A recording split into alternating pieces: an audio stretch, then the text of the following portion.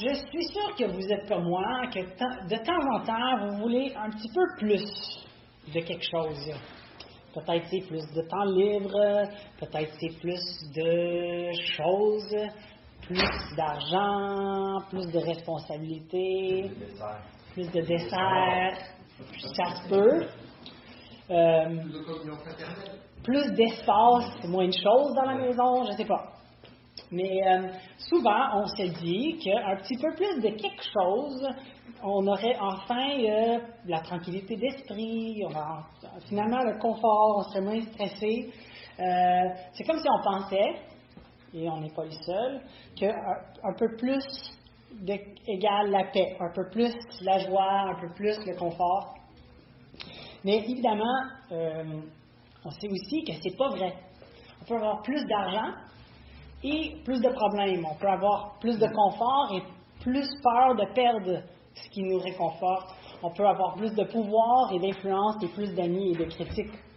Et même dans les grands empires de l'histoire, ceux qui semblaient complètement, solidement établis,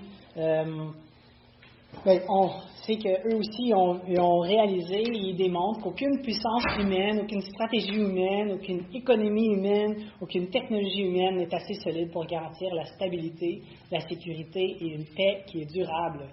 Et dans le fond, c'est ce que le passage de ce matin, Daniel 2, met en lumière. L'histoire commence et c'est la 2e année du règne du roi Nebuchadnezzar. Il y a environ 2600 ans de cela. Et il est pas mal près, en tout cas, de la complète puissance qu'il peut avoir. Babylone a explosé, l'empire néo-babylonien a explosé sur les temples. Et dans le fond, c'est un empire qui dure pas très longtemps, mais qui est vraiment incroyablement puissant et fort et instruit très rapidement. Et on voit que Nebuchadnezzar, ça a été le roi qui a régné le plus longtemps. Et c'est un empire qui s'étale très, très, très rapidement. Mais Nebuchadnezzar a un problème que nous aussi, on peut avoir. On cherche le confort, la sécurité et la paix dans ce qu'on peut construire, contrôler ou comprendre. Vous vous rappelez que Nebuchadnezzar avait la tendance de prendre les plus sages des meilleures familles des pays qu'il avait conquis et de les amener. Alors il y avait un peu un genre de Google humain dans son royaume, ce qui contribuait aussi à la puissance, même intellectuelle et scientifique de son royaume. Mais tout ce qu'il pouvait bâtir était fragile, temporaire et incapable de lui donner la paix.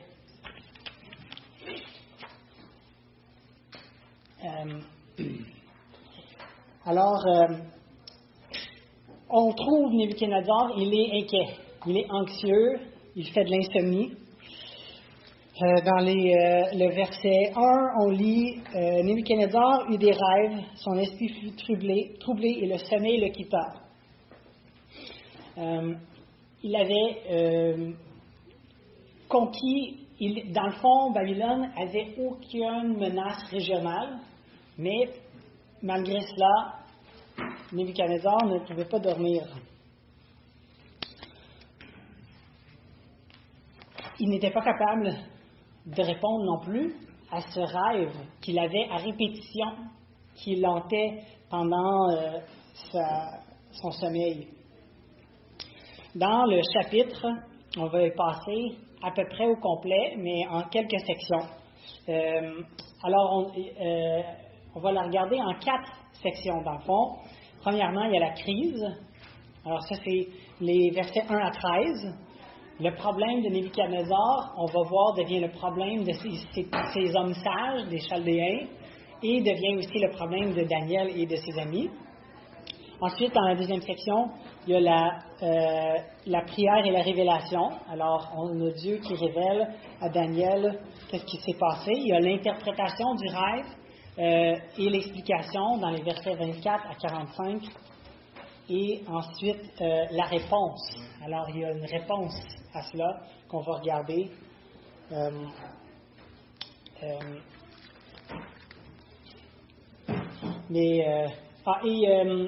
Babylone, à son apogée, alors qui est un peu après Nebuchadnezzar, mais avait environ la superficie du Yukon, mais était très étalée. Alors, il y a le désert entre les deux, fait que c'est pas concentré comme le territoire du Yukon, mais il y avait beaucoup plus de monde. Et tout cela voulait dire que, comme on a vu dans le premier chapitre, Nebuchadnezzar avait aussi récolté les richesses, comme les richesses du temple. Alors, il avait vraiment beaucoup de ressources à sa disposition. Mais, encore, il y a un problème. Alors, si on lit, son esprit est troublé et le sommeil le quitta. Alors, qu'est-ce que Nebuchadnezzar fait dans le verset 2? Le roi fit appel aux magiciens, les astrologues, les sorciers et les chaldéens pour faire connaître au roi ses rêves. Ils virent et se tinrent devant le roi. Le roi leur dit, « J'ai eu un rêve.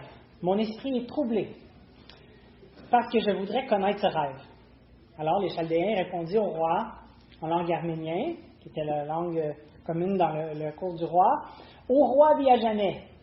Dis le rêve à tes serviteurs et nous en donnerons l'explication. » Le roi reprit la parole et dit aux Chaldéens, « Voilà ce que j'ai décidé. Si vous ne me faites pas connaître le rêve et son explication, vous seriez mis en pièces et vos maisons seront réduites en un tas de décombres. » Le problème du roi vient très subitement de devenir le problème de ces hommes sages. Mais il y a quand même la possibilité de, pas juste le bâton, mais de la carotte. Mais si vous me dites le rêve et son explication, vous recevez de moi des dons, des présents et des grands honneurs. C'est pourquoi, dites-moi le rêve et son explication. Les sages du roi, ayant joué à la politique un certain nombre d'années, répondent pour la seconde fois que le roi dise le rêve à ses serviteurs et nous en donnerons l'explication. Mais le roi répond et reprend la parole et dit, « Je sais en vérité que vous voulez gagner du temps parce que vous voyez ce que j'ai décidé. » Il dit, est-ce que je suis entargé dans mes mots? Évidemment non. Je vous ai dit que vous devez me faire connaître le rêve. La même sentence, si vous ne le faites pas connaître le rêve, la même sentence vous enveloppera. Vous êtes prêts à me dire des paroles mensongères et erronées, en attendant que les temps soient changés. C'est pourquoi, dites-moi le rêve, et je saurai alors que vous êtes capable de m'en donner l'explication. Il n'y a pas de loopholes dans ça. Alors les Chaldéens répondirent au roi, « Il n'est personne sur la terre qui puisse dire ce que demande le roi. C'est pourquoi aucun roi, grand et puissant, n'a exigé une pareille chose d'aucun magicien, astrologue ou chaldéen. Ce que le roi demande est difficile. Il n'y a personne d'autre qui puisse le dire au roi, sinon les dieux dont la demeure n'est pas parmi les êtres charnels. » Évidemment, c'est pas seulement Nebuchadnezzar qui a déjà fait des demandes qui sont difficiles ou impossibles à remplir. Même s'ils disent qu'il n'y a aucun roi qui n'a jamais demandé une telle chose. Mais les Chaldéens, les sages, les sorciers, les astrologues, les magiciens sont pris au dépourvu. Nebuchadnezzar n'a pas la solution à son problème et eux non plus. Alors, tout le monde, maintenant, est sur le qui-vive. Alors, là-dessus, le roi se met en colère et s'irrite violemment. Il ordonne de faire périr tous les sages de Babylone. La sentence fut publiée, les sages allaient être mis à mort, et l'on chercha Daniel et ses compagnons pour les faire mettre à mort. C'est une sentence qui est assez sévère, mais pas totalement inconnue dans le monde ancien. On peut penser à d'autres moments de l'histoire où les sentiments, la perspective, les craintes d'une personne avec le pouvoir porte préjudice ou cause la mort ou la violence contre un paquet de monde. Mais même qu'ici, Nebuchadnezzar a la puissance de mettre à mort tous les sages de Babylone, c'est vraiment à cause de son impuissance qui résulte à ça et à ses limites, les limites humaines. Aujourd'hui, est-ce que vous constatez des exemples de limites de puissance, de capacité, de sagesse humaine dans le monde autour de nous? C'est pas généralisé. Oui. La vie politique, c'est Ouais. limité. Ouais.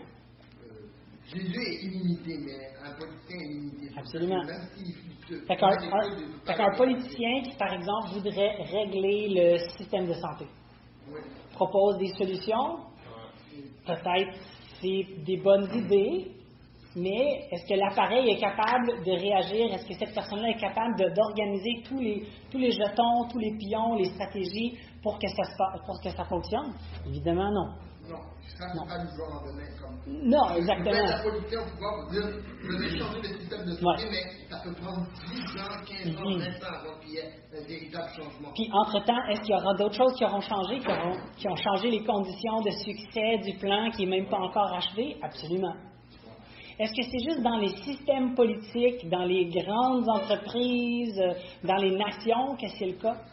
Ou est-ce que c'est vrai pour nous dans nos vies aussi?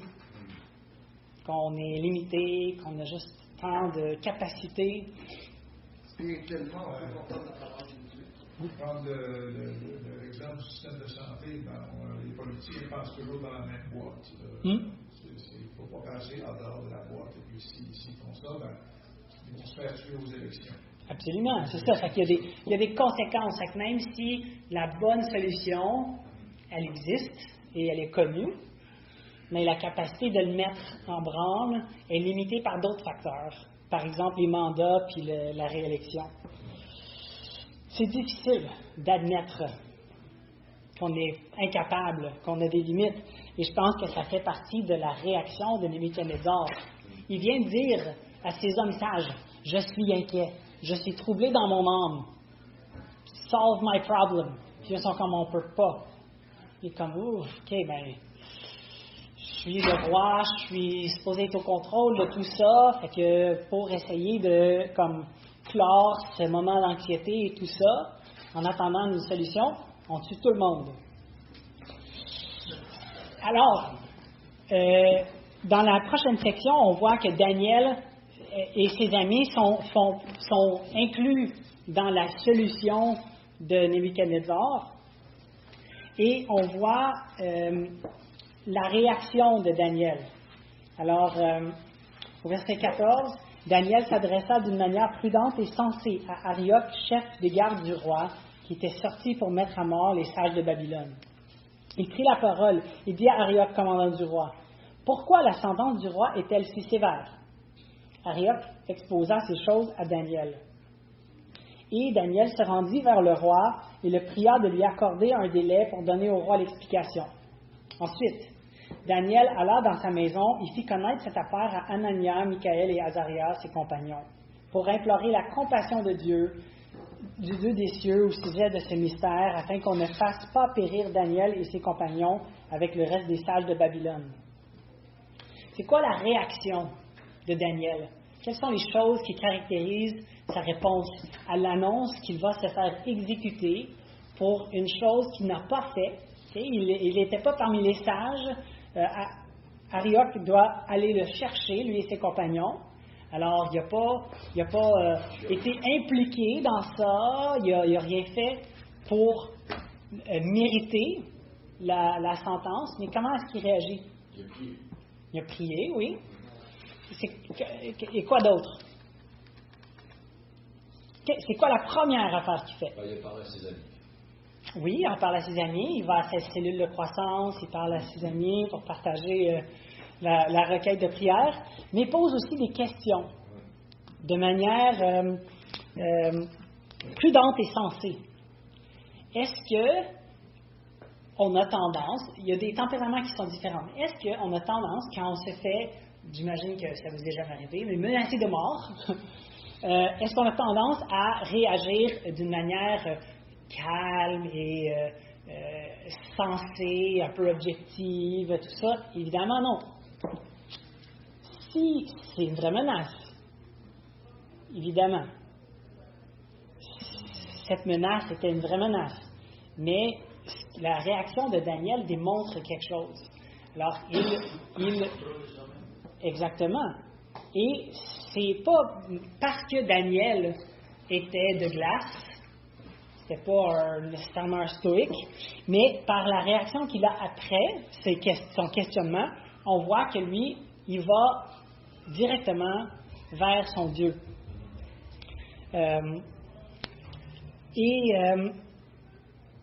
Alors, il demande des questions de manière prudente et sensée. Il implore pour avoir du temps auprès d'Arioch. Certaines traductions, c'est Arioch qui va voir le roi, en tout cas. Mais il y a cette demande qui est reçue par Arioch et le roi, ou transmise par Arioch au roi. Et ensuite, il va dans sa maison. Il ne va pas essayer de chercher ailleurs une réponse. Il va à sa maison pour parler à ses frères, à Anania, Michaël et Azaria. Et ensuite, il implore la compassion du Dieu des cieux au sujet de ce mystère.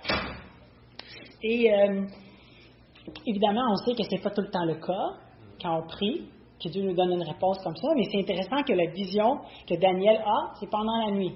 Alors, on a le roi puissant de l'Empire de Babylone, qui a l'insomnie, et Daniel, pendant la nuit, il a la réponse. Dieu lui répond par rapport à cette vision, à ce rêve.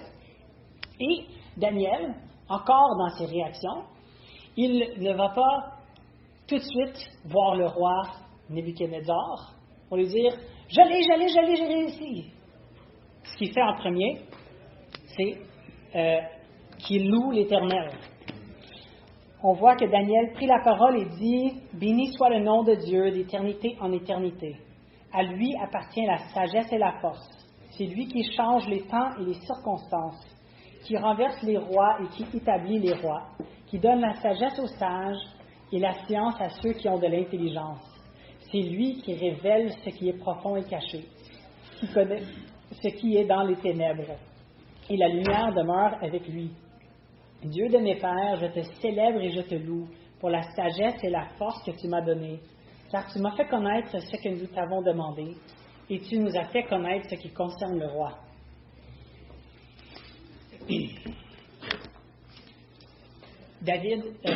Daniel rend gloire à Dieu.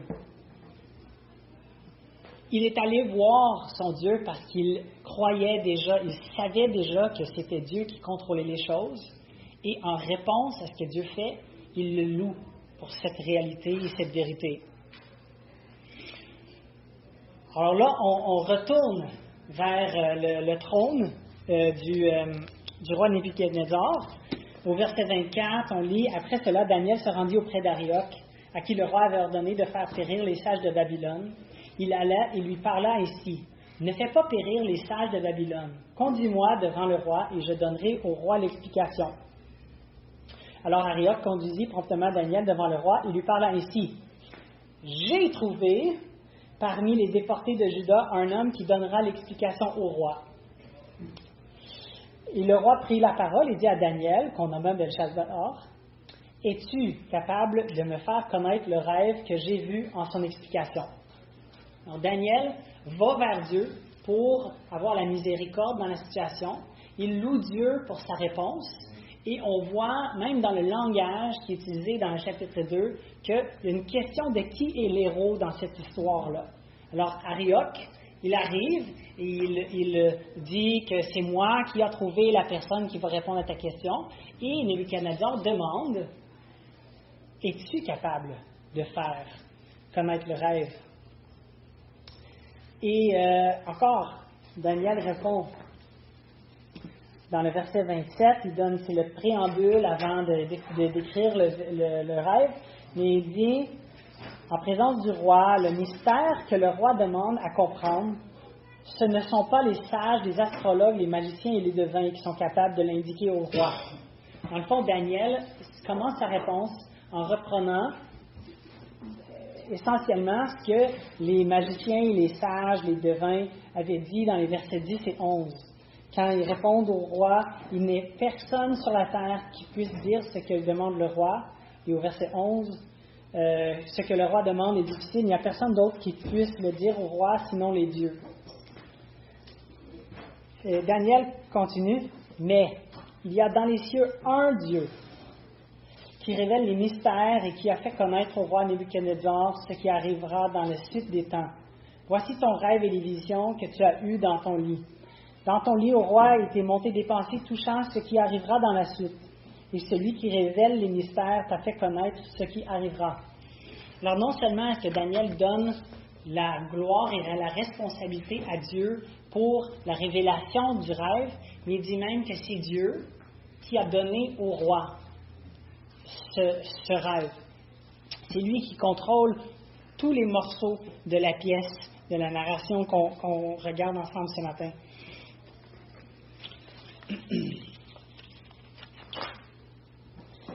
Alors ça, c'est le préambule, mais la discussion et l'interprétation s'en viennent, finalement. Alors Daniel dit, « Ô roi, tu as une vision, celle d'une grande statue. Cette statue était immense et d'une splendeur extraordinaire. Elle était debout devant toi et son aspect était terrible. La tête de cette statue était d'or pur. Sa poitrine et ses bras étaient d'argent. Son ventre et ses cuisses étaient de bronze. Ses jambes de fer, ses pieds en partie de fer et en partie d'argile. Tu regardais lorsqu'une pierre se détacha sans le secours d'aucune main, frappa les pieds de fer et d'argile de la statue et les réduisit en poussière. Alors le fer, l'argile, le bronze, l'argent et l'or furent pulvérisés ensemble et devinrent comme la balle qui s'échappe d'un air en été. Le vent les emporta et nulle trace n'en fut retrouvée. Mais la pierre qui avait frappé la statue devient une grande montagne et remplit toute la terre. » Alors vous voyez, il y a la tête en or, les bras, poitrine d'argent, le ventre en airain ou en bronze, puis il y a les jambes de fer, pieds d'argile et de fer. Ça, c'est un spoiler, là, Daniel 7, mais on n'ira pas là. Puis, maintenant, Daniel vient de décrire le rêve. Maintenant, il explique. Il dit au verset 36, voilà le rêve. Nous en donnerons l'explication devant le roi. Ô roi, tu es le roi des rois, car le Dieu des cieux t'a donné le royaume, la puissance, la force et la gloire. Il a remis entre tes mains, en quelques lieues qu'il habite, les fils des hommes, les bêtes des champs et les oiseaux du ciel. Et il t'a fait dominer sur eux tous. C'est toi qui es la tête d'or. Okay? Ça, c'est Babylone. Et c'est intéressant parce que si on le pense, là, la statue, l'or, l'argent, bronze, fer, évidemment argile, on est en train de décroître en valeur. Mais on est en train de croître, à part l'argile, en force. Alors, les métaux deviennent de plus en plus robustes et résistants alors qu'on descend. Puis, comme je vous ai montré plus tôt, Babylone avait explosé sur la scène internationale géopolitique avec une grande force, puissance, richesse, intelligence et stabilité, mais pour un très court laps de temps. Alors, ça équivaut, dans le fond, ce que Daniel est en train de dire, c'est que ton existence en tant qu'empire, elle est due à 100% à Dieu. C'est Dieu qui t'a fait roi des rois pour cette époque. C'est lui qui t'a construit pour ses fins, et c'est à cause de lui que ton royaume, ton empire, elle luit d'une telle lumière. Mais le métal, il est doux. Il ne durera pas longtemps. Après toi, verset 39, s'élèvera un autre royaume moindre que le tien, Puis un troisième royaume qui sera de bronze et qui dominera sur toute la terre. Il y aura un quatrième royaume solide comme du fer. De même que le fer pulvérise et rompt tout, il pulvérisera et brisera tout comme le fer brise tout. Et comme tu as vu les pieds et les orteils en partie d'argile, de potier et en partie de fer, ce royaume sera divisé. Mais il y aura en lui quelque chose de la force du fer, parce que tu as vu le fer mélangé avec l'argile. Et comme les doigts des pieds étaient en partie de fer et en partie d'argile, ce royaume sera en partie solide et en partie fragile. Tu as vu le fer mêlé avec l'argile, parce qu'ils se mêleront par des alliances humaines. Mais ils ne s'attacheront pas l'un à l'autre, de même que le fer ne se mélange pas avec l'argile.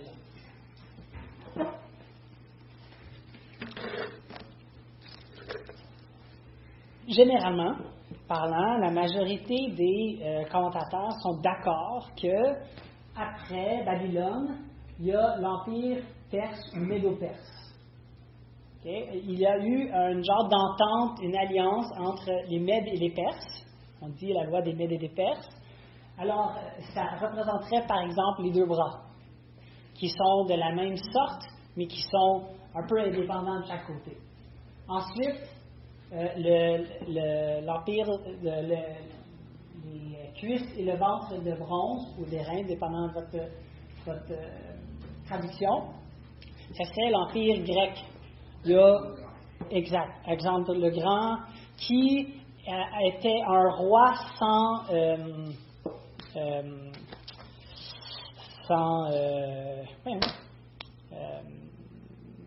fils pour prendre son royaume.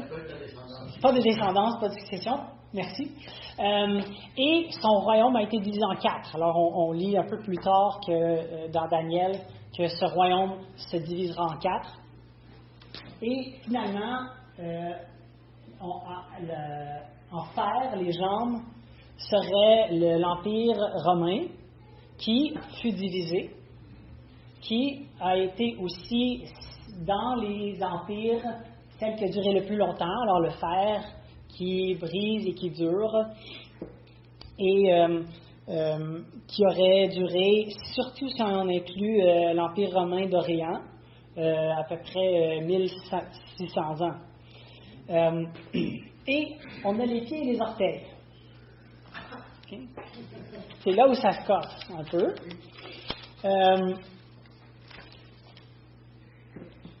Certains considèrent que c'est une allusion encore à Rome, dans un sens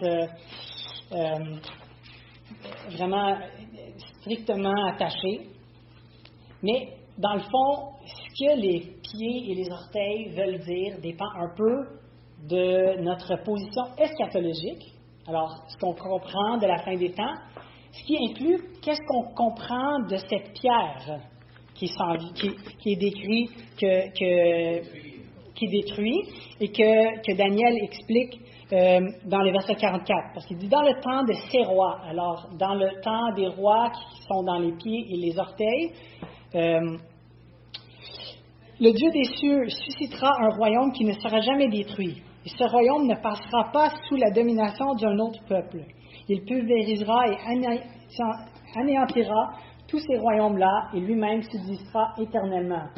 Ainsi, tu as vu la pierre se détacher de la montagne sans le secours d'aucune main, sans être taillée de main, et elle a pulvérisé le fer, le bronze, l'argile, l'argent et l'or. Le grand Dieu a fait connaître au roi ce qui doit arriver dans la suite. Le rêve est véritable et son explication digne de confiance. On a un peu de temps. Okay, on va juste tremper le petit orteil d'argile dans tout ça. Alors, il y a plusieurs positions, mais il y en a deux qui sont les principales par rapport à ce qui se passe avec les orteils et les pieds. Alors, la première position, c'est que c'est le royaume spirituel. Alors, ils comprennent que c'est l'œuvre spirituelle de Christ qui a été inauguré à sa première venue. Alors, le fait que c'est attaché au fer des jambes, c'est que quand Jésus est venu, l'Empire romain régnait sur la majorité du monde connu d'Europe et de l'Orient. Et alors, et le rocher symbolise l'arrivée de Christ, qui, à sa mort et résurrection, a eu la victoire sur la mort et le péché. Et le rocher qui grandit, c'est l'Évangile, les croyants, l'Église qui est en croissance dans le cœur des croyants. Alors, selon cette position, la cassure, quand on lit pulvérisé ou brisé, dépendant de votre traduction, dans les versets 35, pulvérisera et brisera dans le verset 44, c'est la victoire au moment de la mort et la résurrection de Jésus. La destruction, l'anéantissement, quand ces royaumes deviennent la balle ou le chalumeau qui part avec le vent, c'est lors de la deuxième venue, à la fin. Alors, c'est quelque chose qui est graduel à travers l'histoire. La deuxième position, c'est que c'est le royaume terrestre futur. Alors, c'est attaché spécifiquement au règne terrestre de Jésus à sa deuxième venue. Exactement.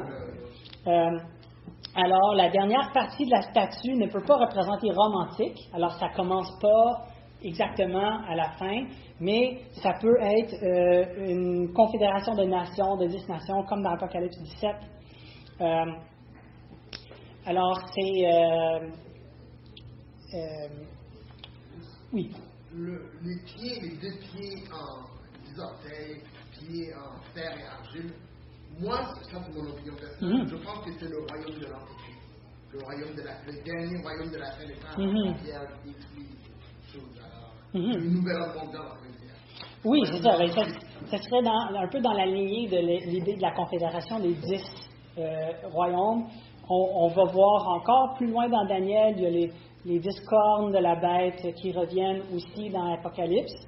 Alors, on pourrait passer toute la session du printemps à juste parler de ça. Ça pourrait être excitant. Et évidemment, dans ça, il y a quelques branches. Alors, dépendamment de si vous êtes prémillénariste, dispensationiste ou historique, il y a des variations dans ce qu'on entend et de ce qu'on comprend de cela. Mais ces deux systèmes-là partagent la même destination. Dans le fond, c'est le règne futur de Christ. Et peut-être, oui. Dans un cas, c'est le règne présent de Christ. Oui. On appelle la position amillénariste, qui est entrée dans son règne maintenant. Et il n'y a pas vraiment de règne visible qui s'en vient. Exactement. Vous avez peut-être fait comme Charles et comme Pierre et passé du temps à regarder et vous grillez d'une position eschatologique. Peut-être vous êtes comme j'étais plus, où je me suis dit, quand Jésus arrive et dit « all aboard », moi je veux juste être prêt à embarquer. La manière et tout ça m'importait peu, mais j'ai aussi réalisé que dans le fond, c'est aussi de dire que la parole que je suis supposé cacher dans mon cœur, que je suis supposé méditer jour et nuit, j'étais comme en train de décider qu'il y a une partie des Écritures qui ne me concerne pas, qui ne sont pas pour mon bien. Alors, il y a une exagération qui peut se faire. On a parlé de ça Dany et moi avant, qu'on aurait pu passer aujourd'hui, la semaine prochaine et la semaine d'après à parler des positions. Mais il y a aussi l'autre côté où c'est comme on se dit, la révélation que Dieu a faite dans sa parole ne me concerne pas sur ce point. Et évidemment, c'est une erreur aussi. Oui, la position a mis les 2000, chacun a sa vision, mais ça ne devrait pas causer dans l'Église une discussion. On devrait prendre position, mais ça ne devrait pas nous amener à discuter de ça. Chacun étudie sa Bible et puis prend sa position. Il y a des implications. Oui. Si on prétend savoir la fin, là on est. Ouais. C'est ça. Il y en a eu plusieurs qui ont dit la fin arrive à telle date, à tel mois, à tel moment. Et à date, ils ont eu tort.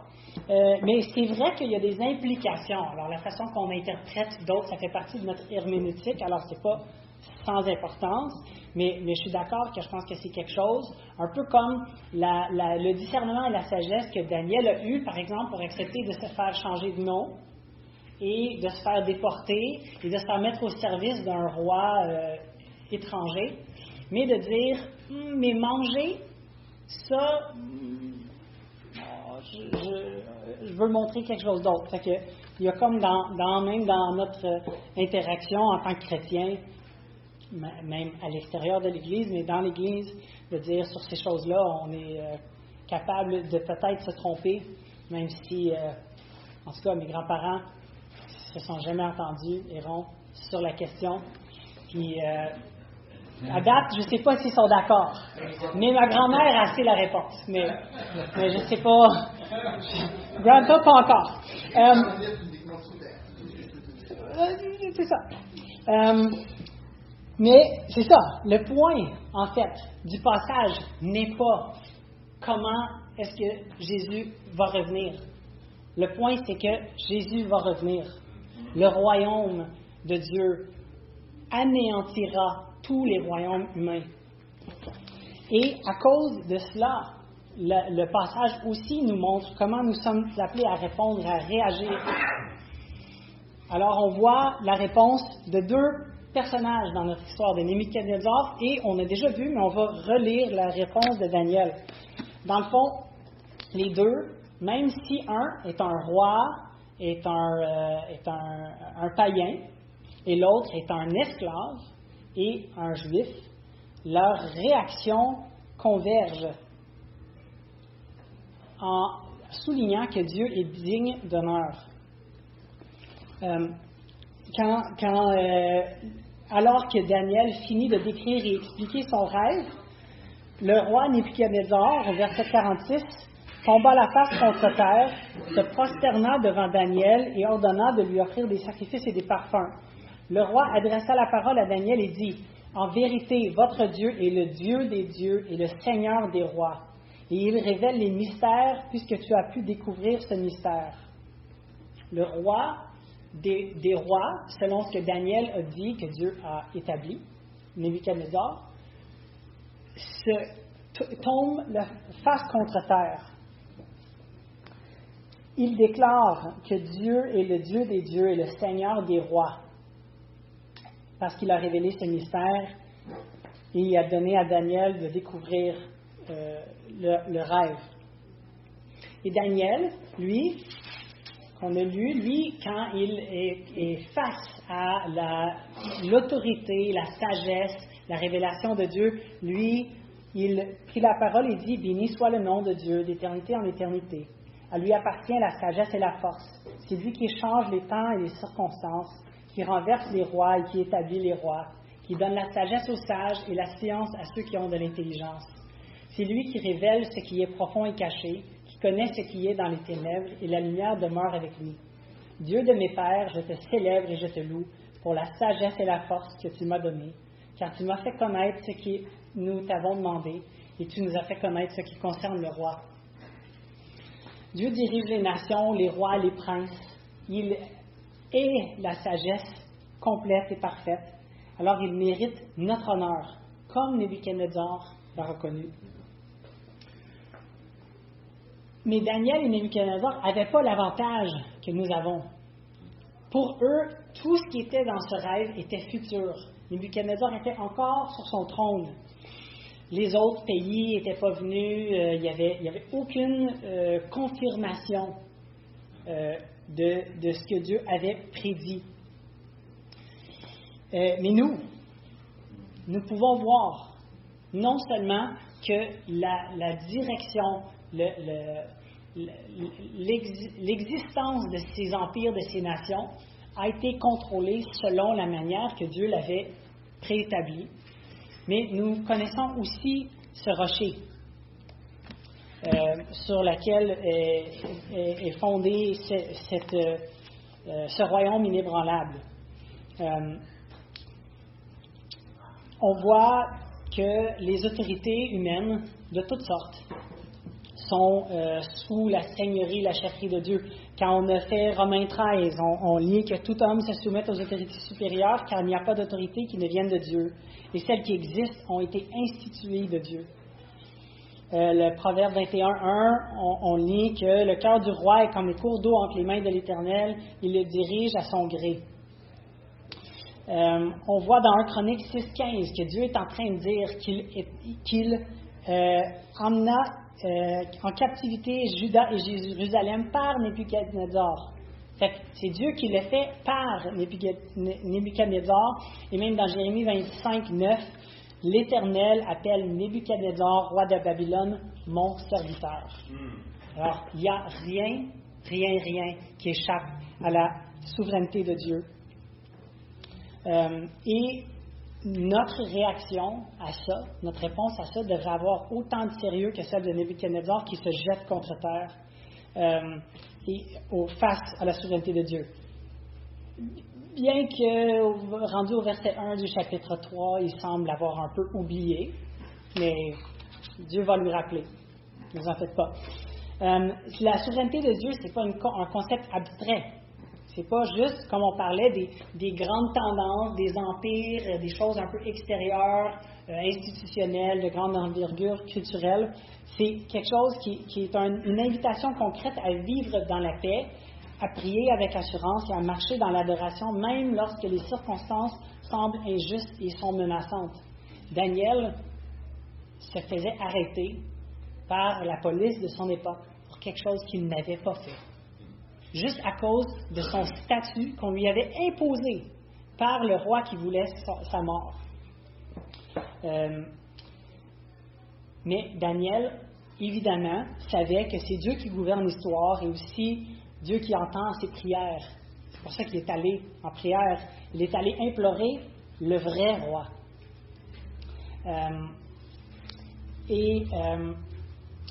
Encore, Daniel et ses contemporains ne savaient pas jusqu'à quel point Dieu allait faire ce qui était nécessaire pour inaugurer ce royaume inébranlable. Mais nous savons que la pierre qui a été rejetée par les bâtisseurs est devenue la pierre de l'angle. Que Dieu a posé cette pierre qui a été éprouvée et qui est précieuse. Jésus lui-même cite le psaume 118 par rapport à lui-même. Et dans 1 Pierre 2, 4 à 7, Pierre dit que Jésus est la pierre vivante rejetée des hommes, mais choisie par Dieu. On sait aussi que ce royaume, à comparer aux autres royaumes, est inébranlable. Il n'a pas été fabriqué par la main des hommes. Alors, le rocher, c'est juste une roche, là, mais qui est décrit, n'a pas été taillé par les mains des hommes. Une sculpture, elle est taillée par la main des hommes. Et Dieu n'utilise pas les moyens, il peut se servir des moyens humains, mais la façon qu'il bâtit son royaume dépasse l'entendement humain. Dans Zacharie, on lit que ce n'est ni par la puissance ni par la force, mais par l'Esprit que Dieu agit. Jésus dit que son royaume n'est pas de ce monde. Paul nous rappelle dans 1 Corinthiens 1, 18 et 27 que la prédication de la croix est une folie pour ceux qui périssent. Dieu a choisi les choses folles du monde pour confondre les sages. Ces nations, Nebuchadnezzar, il essayait de se trouver une solution avec ce qu'il avait dans son contrôle, dans sa cour, avec l'intelligence qu'il avait.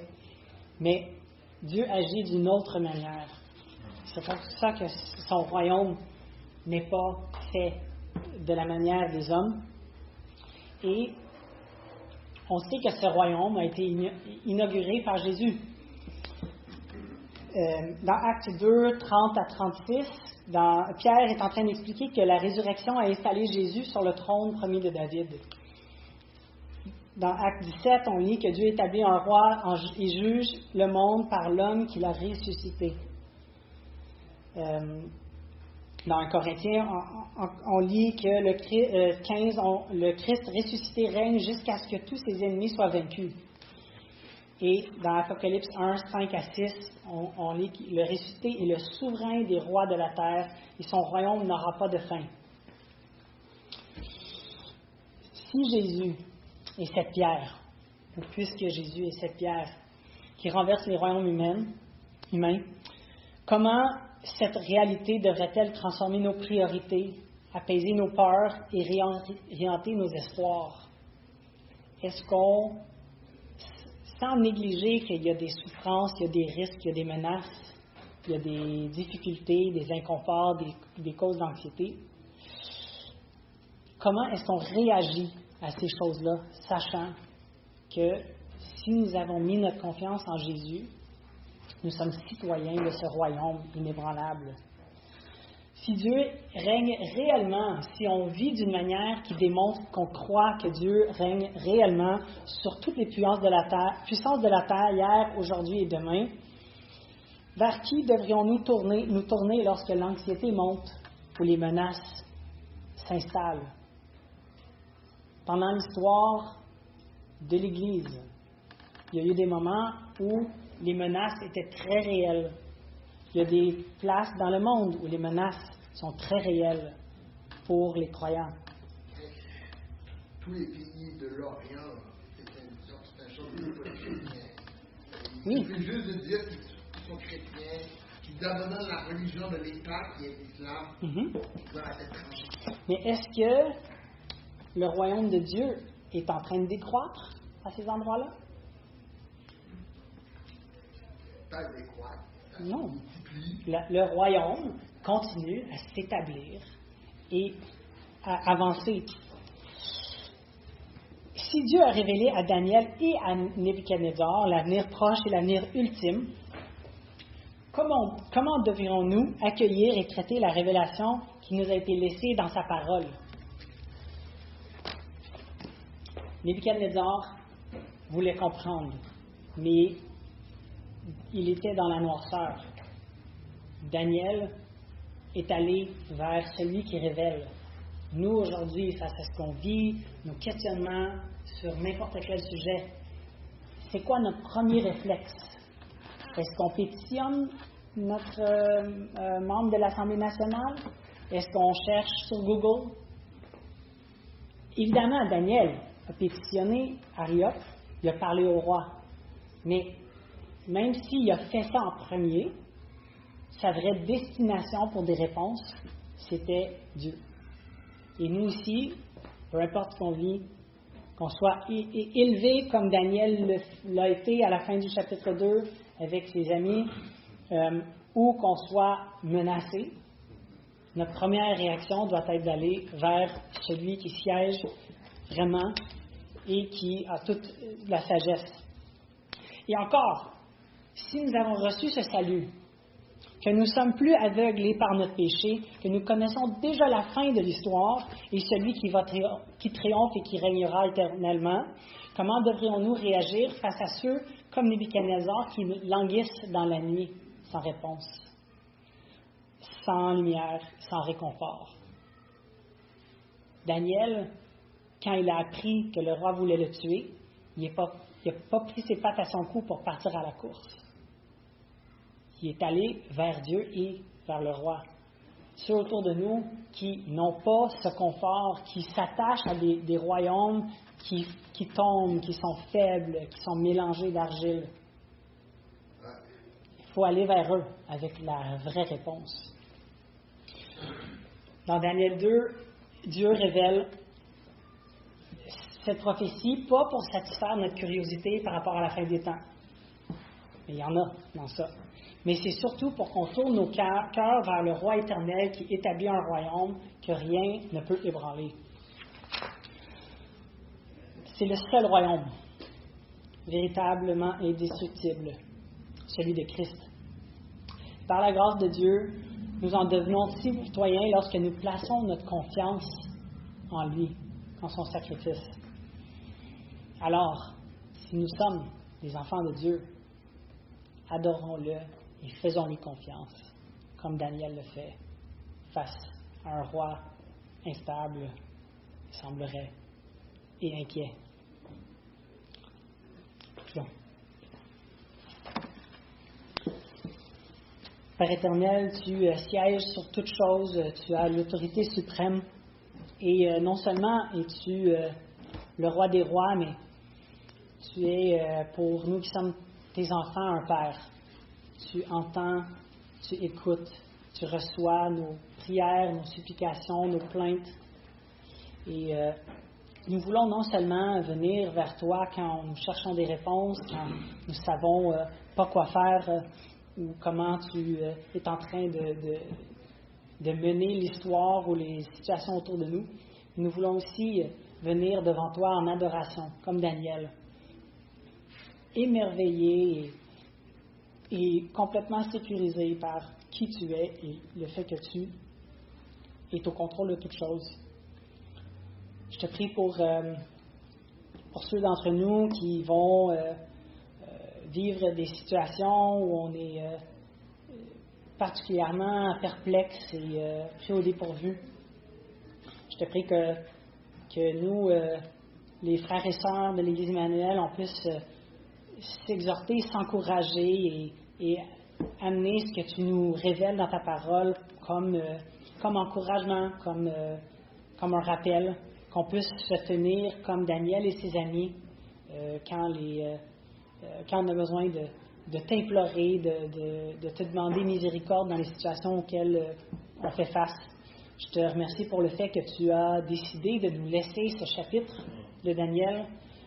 Tu as voulu que ton peuple en exil ait ces rappels de ta souveraineté, de ta parfaite sagesse et du fait que tu as déjà établi le plan qui mène vers ce roi promis, ce royaume inébranlable.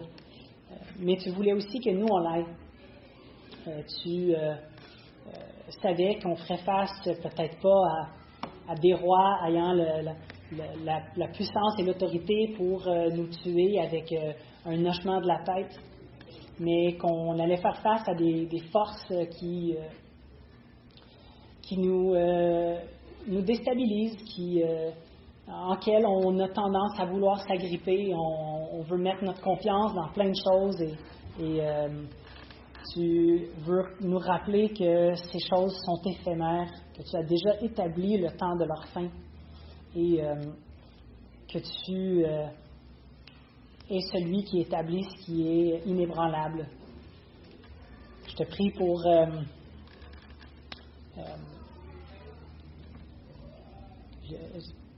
le restant de notre temps dans le livre de Daniel. Merci pour tout ce qu'on peut apprendre et tout ce qui s'applique directement à nos vies d'aujourd'hui. Je te loue pour le fait qu'on peut, dans la paix et dans la sécurité, se réunir pour explorer ta parole. Et je te loue parce que je sais que tout ce qu'on découvre, tout ce qu'on apprend, tout ce qu'on partage ensemble qui vient de ta parole est utile et elle est bonne pour nous nourrir, pour nourrir notre âme et surtout dans les questions de la fin des temps, ça nous donne vraiment un espoir, ça nous donne confiance et courage de savoir que peu importe qu'est-ce qui se passe dans la période des pieds et des orteils, tu régneras éternellement et tu règnes déjà. Amen.